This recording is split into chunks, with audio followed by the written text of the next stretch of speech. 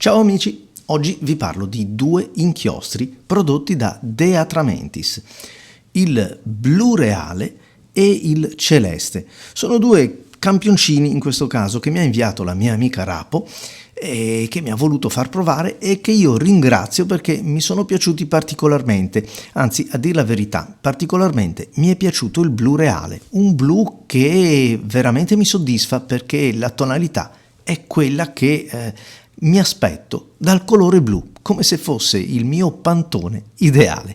Allora cominciamo per gradi. Innanzitutto De Atramentis, dai, ormai non ha bisogno di presentazioni, siamo nel 2024, ve ne ho parlato ormai da anni in tanti video, tante collezioni speciali, tanti inchiostri, tante sfumature.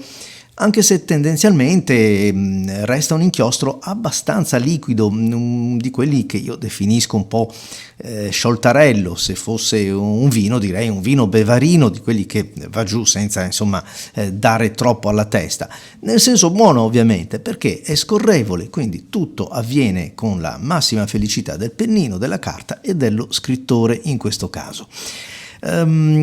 Il calamaio è quello classico da 45 ml, il costo è un costo medio, insomma un po' a metà strada nella classifica degli inchiostri, posizionato certo fra quelli un pochettino più costosi, perché non dimentichiamo che ci sono dei brand che ci mettono a disposizione dei calamai con un prezzo ben più contenuto, ma anche, se vogliamo, la stessa qualità più o meno. Diversa, certo, tinte diverse, questo è fuori dubbio, però insomma non è che gli inchiostri che costano meno scrivano peggio. Allora partiamo proprio dal blu reale, che è quello che mi è piaciuto di più. Come sempre l'ho provato con più pennini e su più carte, perché quello che mi ha colpito di questo inchiostro è la tonalità. Per esempio sul pennino della Lamy ABC, che resta comunque il pennino A, quello per i principianti così definito, è un pennino che mi ha sempre colpito, mi è sempre piaciuto e quindi lo utilizzo spesso come termine di paragone.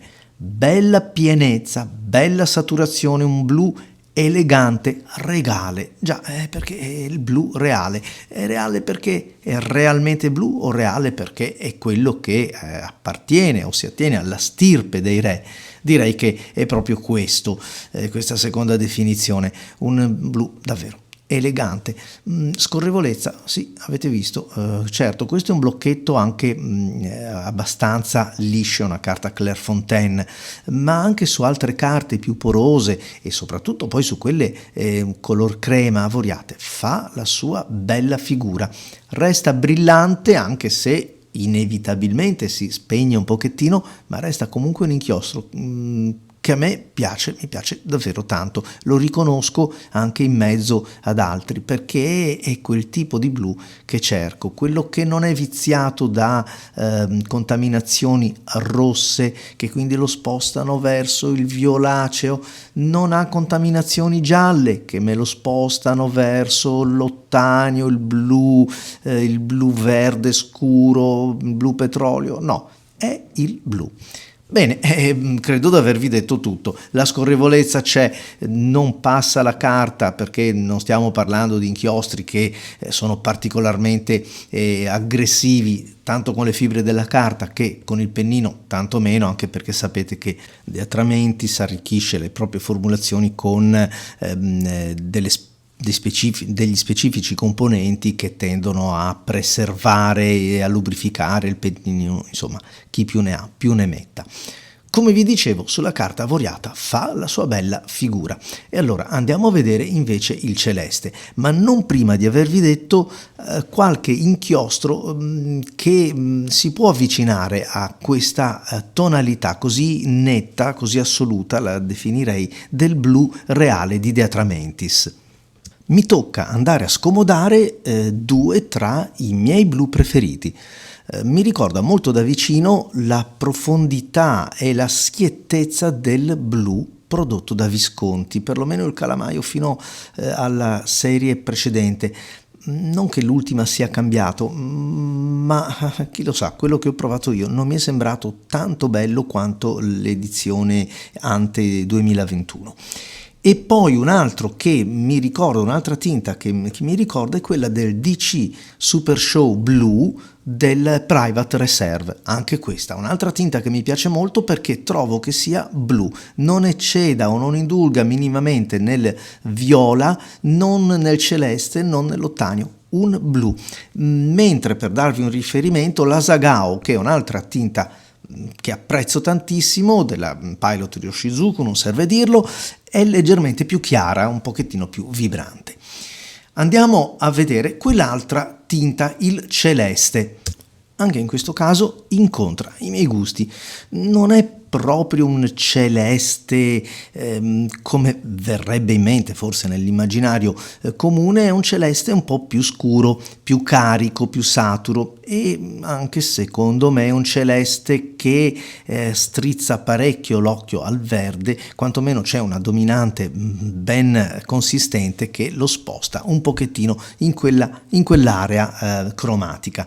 Però il risultato è buono ed è bello come tanti altri inchiostri che io personalmente apprezzo molto. Ad esempio mi vengono in mente il Fire and Ice di Robert Oster, me lo ricorda molto da vicino, ma anche il Sailor Studio 541, un altro inchiostro che apprezzo molto, e sempre, ma sì, perché l'uno è simile all'altro, in casa Sailor, il Sailor Magno Yomoji.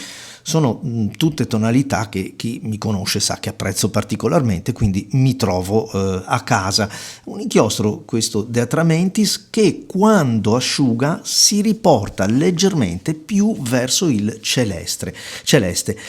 È un inchiostro comunque che va anche, come posso dire, calibrato un po' sul pennino, perché la variazione di flusso che alcuni pennini apportano, soprattutto quelli grandi, gli conferisce delle sfumature leggermente diverse. In altre parole, celeste è celeste, ma se indulgo un pochettino con il pennino mi diventa quasi un blu chiaro o un celeste abbastanza saturo, profondo.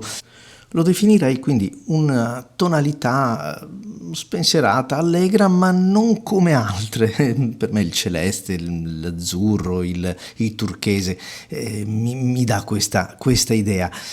Tra i due, non ho dubbi, mi piace leggermente di più il blu reale, però trovo che siano tinte magnifiche entrambe e con la stessa formulazione. Quindi grazie Rapo ancora una volta per avermi fatto conoscere questi inchiostri e un caro saluto a voi tutti, ovviamente un saluto inchiostrato. Ciao!